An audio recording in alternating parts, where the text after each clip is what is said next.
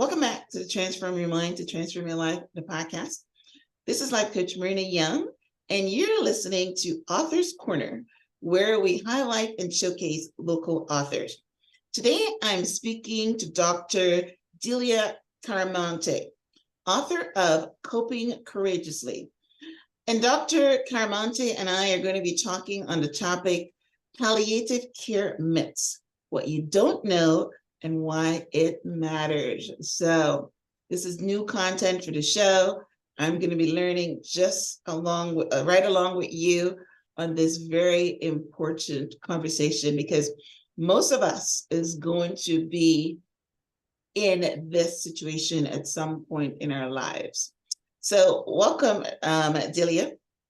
Thank you so much for having me. You're very welcome. All right, so let me give you guys a brief introduction and also the book summary. Dr. Caramonte is a board-certified physician specializing in family medicine, palliative medicine, and integrative holistic medicine. And here is a summary of the book. Are you stressed and exhausted because someone you love is seriously ill? Do you wish you felt less overwhelmed and more certain about how to help? Coping Courageously will be your guide. You will learn the most important things to do and not to do when a loved one is sick, insider strategies for getting the best medical care, a simple and effective approach for managing your own stress, skills to confidently talk about tough topics. You will be touched and inspired by the stories of Dr. Caramonte's patients. More importantly, Coping Courageously will give you the peace of mind, confidence, and tools to effectively support your loved one without depleting yourself. So as I started out by saying, yes, palliative care is the topic of our conversation. And if you don't know what that means, I'm going to start right off by having Dr. Delia explain what that is. So what exactly are we putting under the headline of palliative care? I'm so glad that you asked that question, because so many people really don't understand what palliative care is, including other physicians. So palliative care is just symptom-focused care for people with serious illness and their families. So the population is anybody with a serious illness, even if they're trying to get cured. So if you get diagnosed with a cancer, but you're trying to get cured from that cancer and your doctors think that could be a possibility, palliative care is still appropriate because cancer is a serious illness. And what we do tends to end up in a couple buckets. One is symptom management. So if you're getting chemo and you feel tired or nauseous, that's a symptom. So helping manage that symptom. Number two is coping. If you have a serious illness, it's hard to cope, right? You might feel anxious or stressed out or depressed or not know how to talk to your kids about it or your family. And then the third thing is making medical decisions. So there's often decisions you have to make. Should I get a second opinion or try an experimental thing or, get that surgery? All of that stuff falls in the bucket of palliative care, because our goal is to help people reduce suffering, reduce their physical suffering, their emotional suffering, and their spiritual or existential suffering. All right, that is great. So I'm glad I asked the question, because my mind was going on elderly parents, chronic illness. I don't know. I mean, people that are close to expiration, but that's not what it means. Or does it encompass that as well? Exactly. It encompasses that as well. So the mistake that most people make is thinking that palliative care is the same as end-of-life care or hospice. Yeah, that's what I'm thinking. Yeah, it's not. So if palliative care is like 10 feet long, hospice is the tiny end. So hospice is a part of palliative care, but most of palliative care is not hospice. Okay. All right. So I'm glad that I asked that question. So to summarize, is basically when someone is sick and they need care. And that, I mean, my sister just went through cancer treatment and she went through chemotherapy. But I wouldn't say that she was under palliative care. She took her chemo and she really didn't have like someone come into the house and care for her. So I'm still trying to get an understanding of what that term means. Yeah. So let's say that someone is going through chemo and someone, drives them and picks them back up, and then they're home and they're able to fend for themselves. Does that still fall in that bucket? Yeah, so palliative care really, it's a specialty of physicians, just like there are cardiologists or neurologists, there are palliative care physicians like me who have Like yourself, board right? certification in this specialty. Okay. And so if somebody is going through cancer treatment, even if they're hoping to get cured, but they have so much nausea from their chemo that the regular medicines that the oncologists give aren't working, or they're so overwhelmed about how to talk to their kids about it, they're not sure what to do. All of those things might make that person want to go to a palliative care doctor to have a visit for advice, just like you might go to, to the rheumatologist if you have some joint pain, you want to find out, is there something you can do to help me? It's like that. And so it's like if somebody has an early cancer, maybe they might not use palliative care, or they might use a tiny bit. But if they have a more advancing cancer, maybe it's less curative care and more palliative care. So the basic idea is our focus as palliative care doctors and other clinicians is to reduce suffering. Now, your oncologist, their focus is getting rid of cancer. That's their focus. They may increase your suffering, right? Like they're going to give you chemo. That will increase your suffering, but they're doing it because they're trying to get rid of the cancer. Palliative care is all about reducing suffering. While other doctors are potentially trying to get rid of your illness, our focus is reducing your suffering. So reduce your physical suffering, like pain or nausea, reduce your emotional suffering, like stress or anxiety or depression, and then help you make decisions. So we're like an additive specialty in addition to whatever main doctors are managing your primary problem. I love it. So you see, ask questions until you get it, because Right. I didn't get it. I now get it. Great.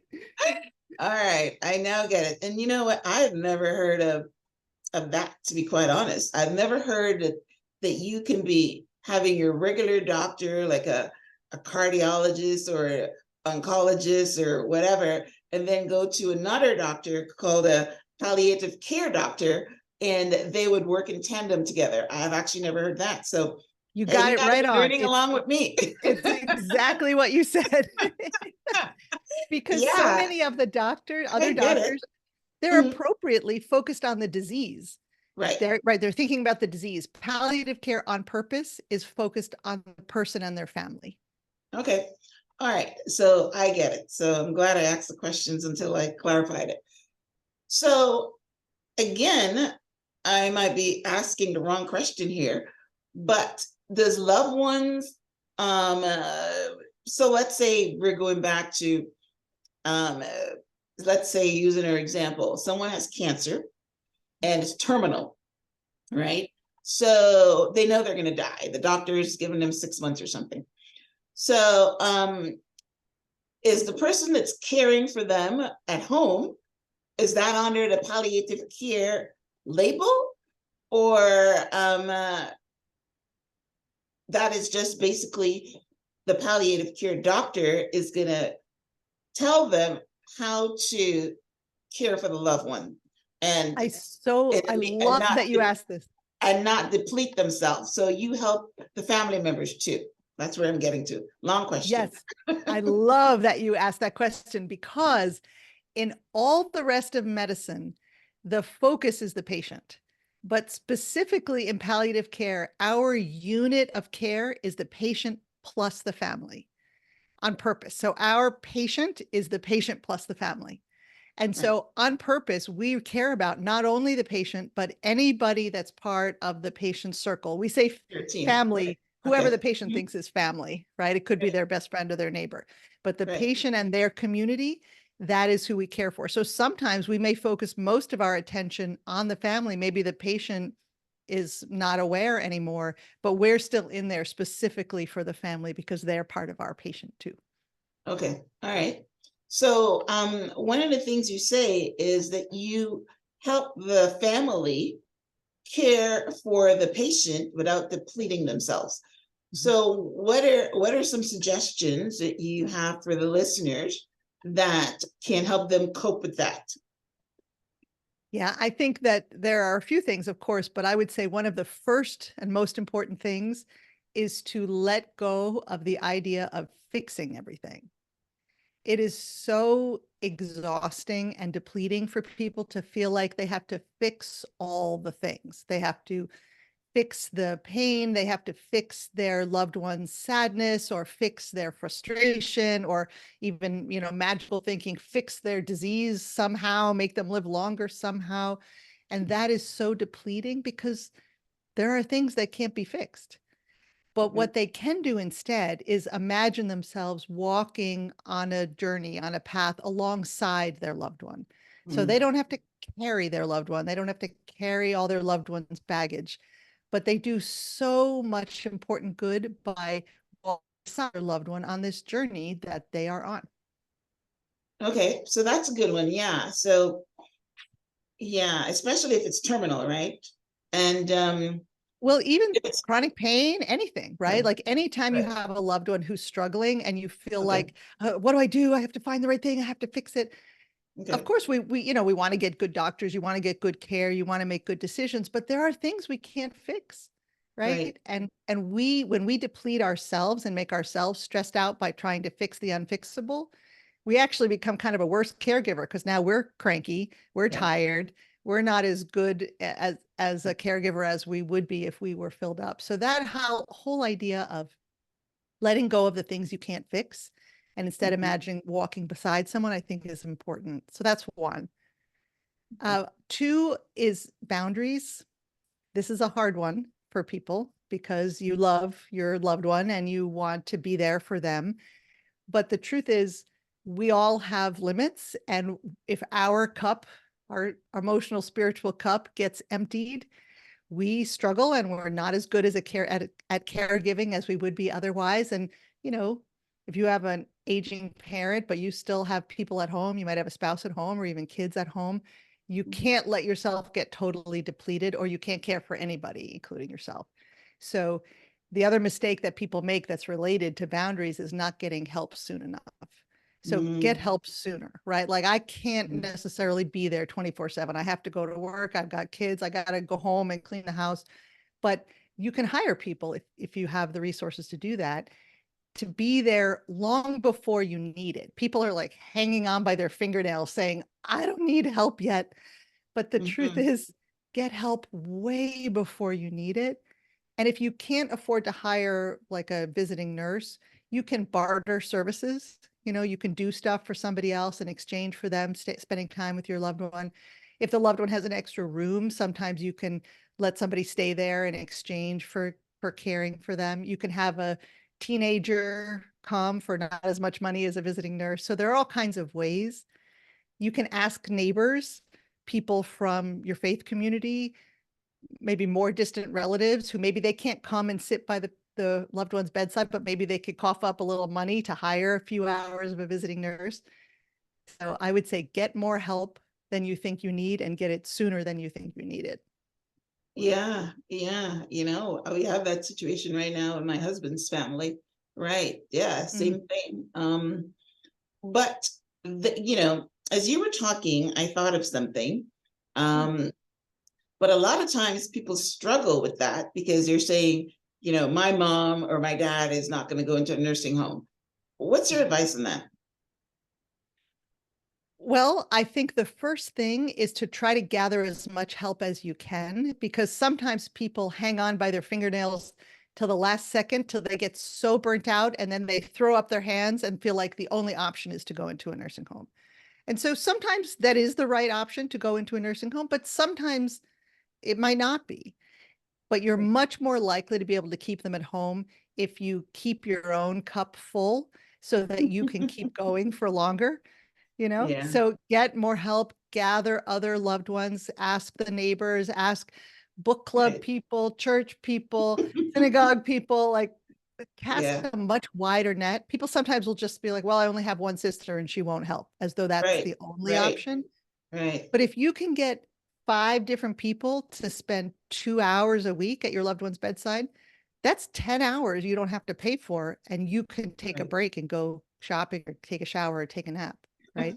So, Yeah, so, yeah, yeah. so it's definitely worth trying to keep someone at home if you want to. If Mm, you do it this way, you've got to get help.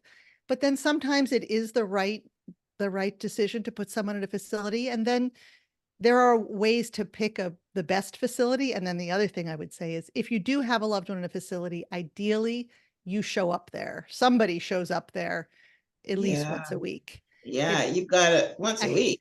at Yeah, you've least, got I mean, to every let them day would be know that great. they have somebody, because if you Yeah. don't, then not only is the patient, going in depression because nobody's visiting them, but then I would think the nurses, or whoever Yeah. is looking after them would get a little bit more slack because you figure they don't have anybody. It makes Very, a difference. very good information there on that. It So does our make a difference. Yeah. yeah. So our conversation today is really, what are some of the palliative care myths? What you don't know and why it matters. So can you share some of those?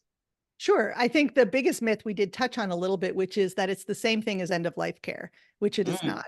And the right. reason that that matters is when people think that, including other doctors, they think, oh, it's not time for palliative care Mm, because we're still actively right. doing treatment. Right. But what Right. that means is that is increasing the suffering of the patient and the family when it doesn't have to be that way. Right. Right. So, if you have a loved one who keeps going to the hospital, maybe they have cancer or had a stroke and they're going back and forth from the hospital, that's a perfect time to get a palliative care person because they may say, hey, we can make your pain better, or we can make your nausea better, or we can make your constipation better. So your loved one doesn't have stomach pain all the time. And so they don't want to go out to lunch with you. Right. Mhm. We can notice, hey, I think your loved one might be depressed. And I think nobody is treating that. And that's why they're staying in bed all the time. Let's see if we can treat Mhm. that depression. Maybe they'll want to go back out to lunch with their friends. Right. Right.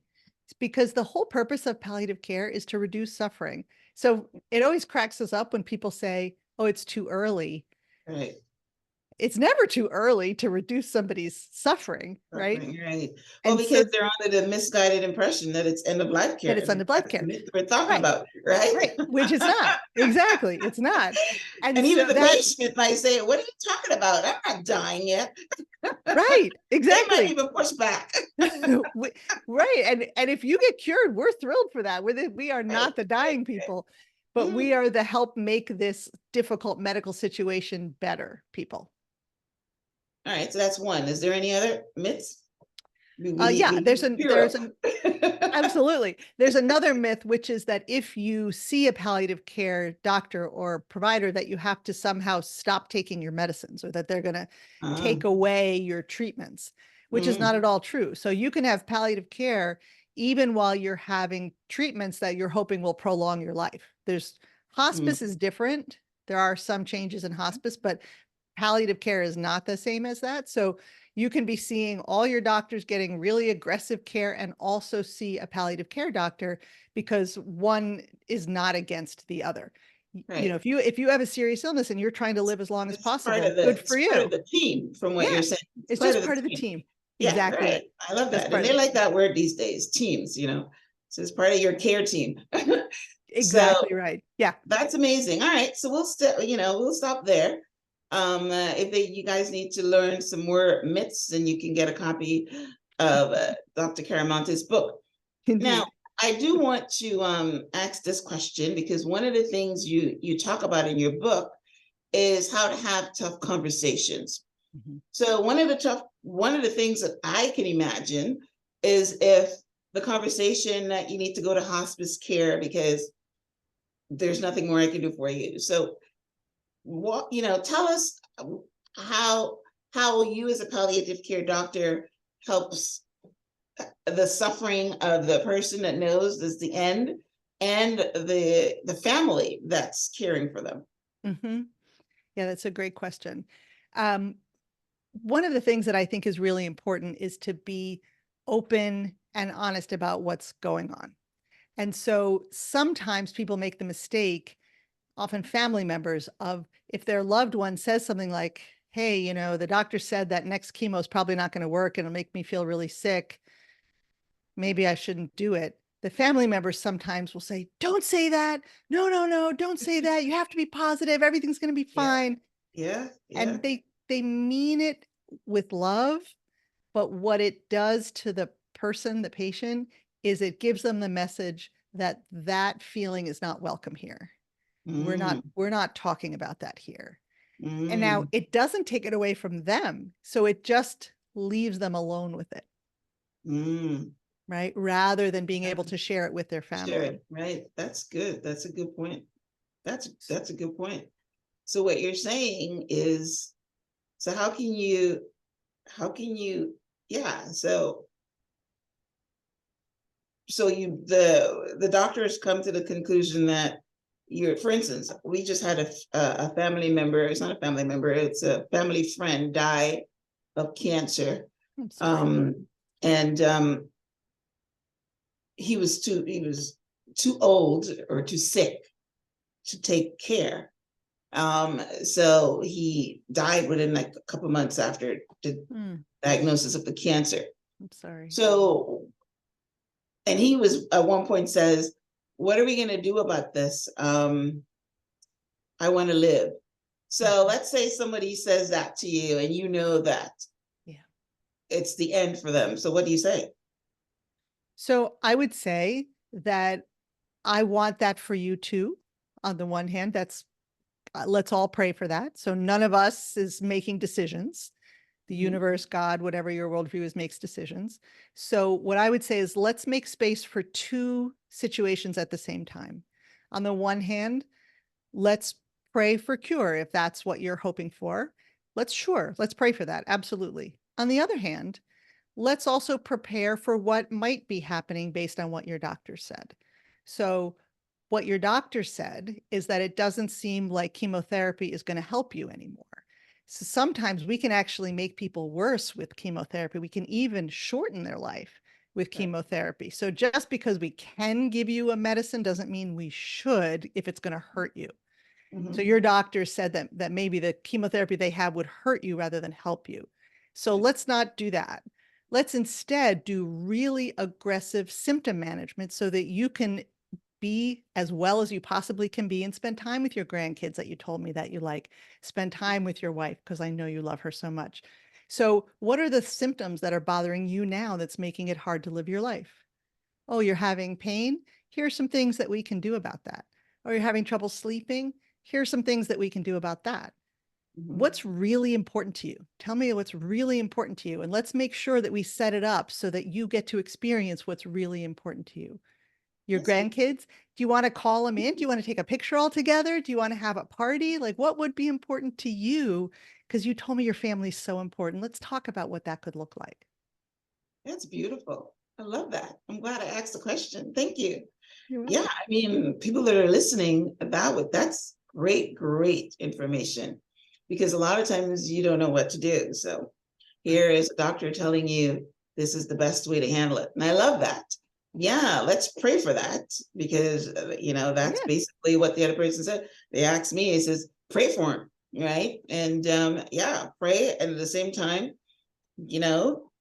like you said, prepare and be comfortable and stuff like that. So I love that.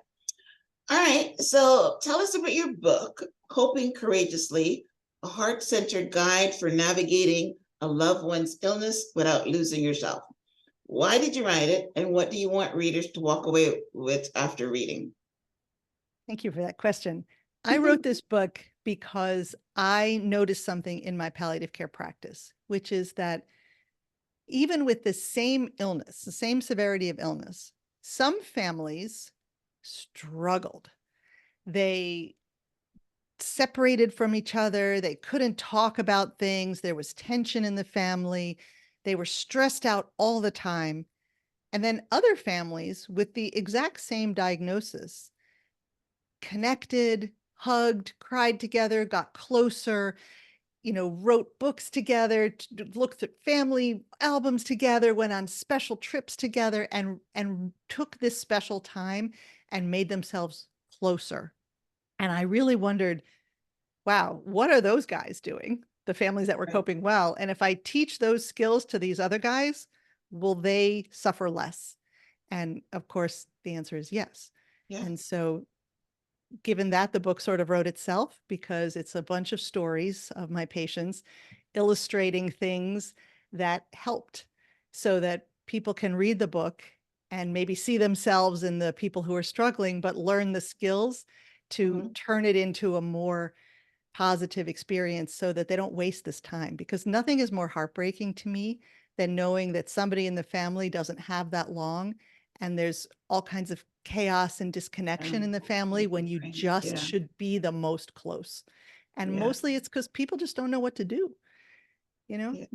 nobody teaches you how to be a caregiver. And then all of a sudden, someone in your family gets sick and you're thrown into the most difficult thing you've ever done with no skills. No one ever taught you what to do. And you don't have much time to figure it out. And I really wanted people to get the skills so that they can figure it out. Yeah, that's beautiful. So how does someone find a palliative care doctor? Are you guys all over? I know, whereabouts are you? I'm in Baltimore, You're but in yeah, they're all Baltimore. over. So you can They're just all over. Google Okay. palliative care in your town. Okay. Sometimes, I want to say this so people don't get scared. Mhm. Sometimes hospices have a palliative care program, but it's not hospice, but they're like the Right. umbrella Okay. under which. I So get you. the thing might be called Again, like Joe's is Hospice, but don't be scared. If it says palliative care, it's not hospice. right. Well, listen, this is what this, podcasts are about. They're information, right? So now that someone's listening and we attract things someone might be listening to this today and don't have this situation, but tomorrow they do, because Yep. that is how the universe works, right? Yep. You attract the things that you need. So someone might be going looking for this palliative care and see hospice, and they're saying, no, we're not ready for that yet, but we do need to get my loved ones comfortable and suffering less, and not only the patient but the care team as well. Exactly. Yep.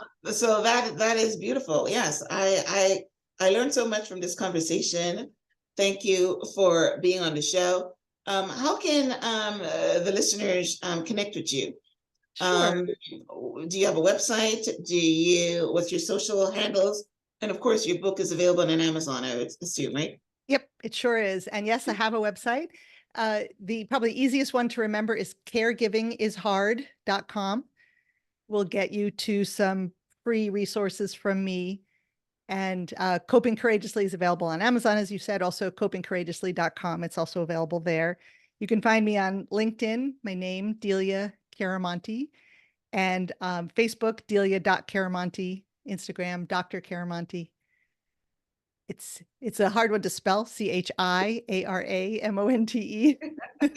But if you Google that's me, why you'll that's why find I me. have links out. So don't worry about that. Yeah. So my listeners know that I will have a transcript of our conversation on the show page. The show page has changed a little bit recently. It's now myhelps.us instead of the blog. I just went to one site. So myhelps.us. I'll have a transcript of my conversation with Dr. Caramonte and links to her book, links to her website, links to her social media handles, so that you can get some more information on this topic. Because as I started off the show saying, we will all go through some form of this, right? We all are going to have elderly parents. We're all going to have someone that's sick that needs care. That is part of our life experience. So it's good information to know what to do. And sometimes they say you shouldn't learn to swim when you're drowning. So now get all the information now. Exactly. Well, I'm going to steal that. That's so good. Yeah, so you get the information now, so you'll be all read up when the time comes. So thank you, Delia, for being on the show. Thank you for sharing this very, very important topic. And I thank you guys for tuning in to Author's Corner. And this is why I do it. I want to highlight and showcase books because people write books so that they can share information. Information is is power. Knowledge is power if you use it, right? So thank you guys for tuning in. Thank you, Delia, for being on the show. If you're listening to this on iTunes, would love for you to, subscribe and, leave a review. If you're watching this on YouTube, would love for you to leave a comment, maybe share your experiences, and also subscribe. So any last words, Delia, before we wrap up? I think the one thing that is important for all of us is to hold space for two different situations at the same time for all of us, no matter where we are in life. You can be angry and grateful, you can be grieving and hopeful. And I think that is so important. And that's part of why people don't use palliative cares. They don't do that. They feel like, well, in order to be hopeful, I can't even imagine anything worse.